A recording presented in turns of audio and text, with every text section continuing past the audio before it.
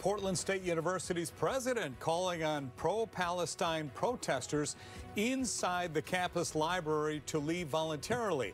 If they don't, Portland police could enter the building at any moment and remove them. Good evening. Thanks for joining us, everybody. I'm Steve Dunn. I'm Deborah Knapp. The university turned over control to Portland police last night, saying the people inside the library crossed the line when they started defacing the property. We do have live team coverage for you tonight. We begin with Katu's Shelby Slaughter, who was one of the journalists protesters allowed into the library earlier today. And Shelby, what did you see?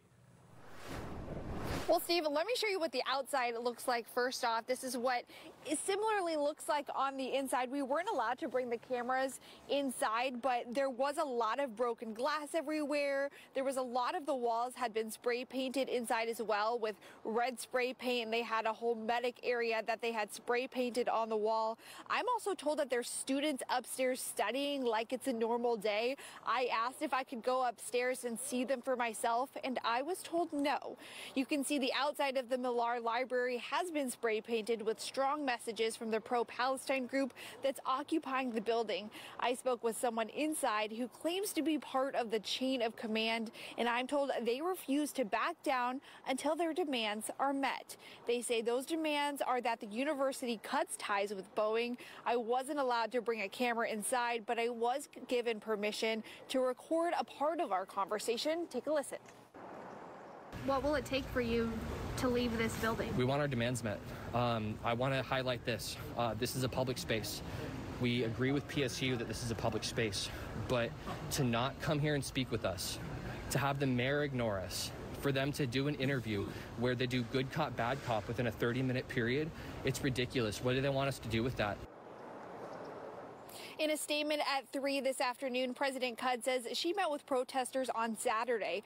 Katu says PSU's relationship with Boeing is also on hold to allow for an open dialogue. And the statement, as well as Portland police, are encouraging anyone inside the library to come out peacefully. I asked Portland police whether they have a plan to go inside and remove anyone inside, and they told me they are not sharing those efforts. Reporting live in Portland, I'm Shelby Slaughter, K2 News. Shelby, thank you. Now, we do want to share a timeline of how we got to today. On Thursday, a small group of protesters started gathering in the South Park blocks. Police cleared them when the park closed. No arrests were made. Then Friday, some protesters returned. Police asked them to leave, and they moved to the area right in front of the library. Saturday, PSU's president said she met with protesters.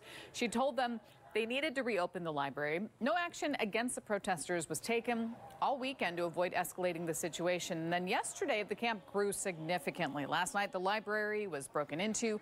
College asked police to remove trespassers from the library. Today, classes were canceled for safety precautions, and the school saying this standoff must end.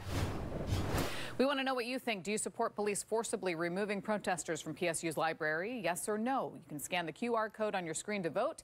You can also find this poll in the story on our website at katu.com. Also today, K2 talked with students who are not involved with the protest and looked into resources available to Jewish students who may feel unsafe in this environment.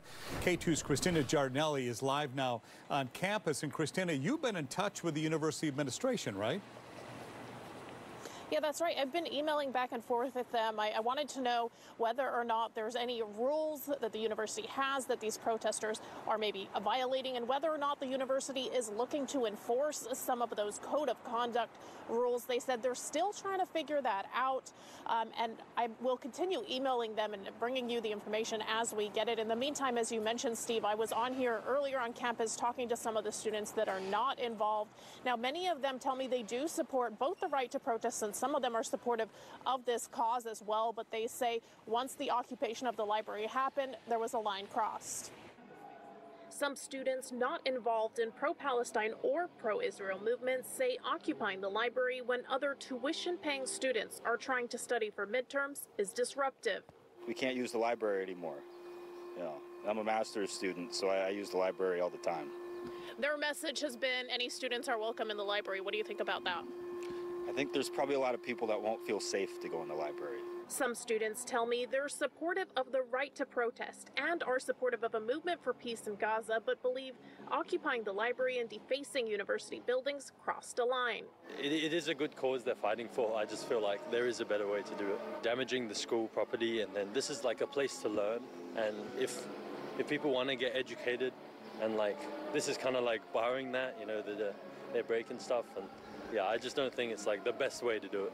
PDX Hillel, a Jewish organization that supports undergraduate Jewish students at universities and colleges in Portland, says many of its members are feeling unsafe.